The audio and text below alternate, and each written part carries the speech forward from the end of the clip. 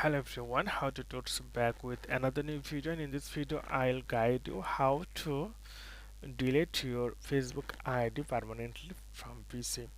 So you have to go any browser you want. I'm using Google Chrome. Then type on the search box facebook.com. Then you'll see the interface like this.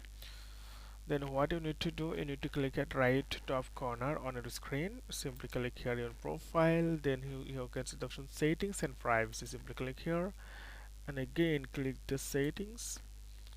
Once you click the settings, then you can see the right side of your screen. Simply click here personal details. Once you click personal details, then you can see option personal details again.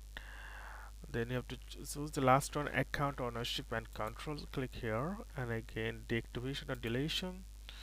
So click your profile. So here you'll see the two options, deactivated account and delete account. Simply click the last one and continue, and you have to give the reason why you're going to delete this account or ID, but you can mark anyone, it's not mandatory.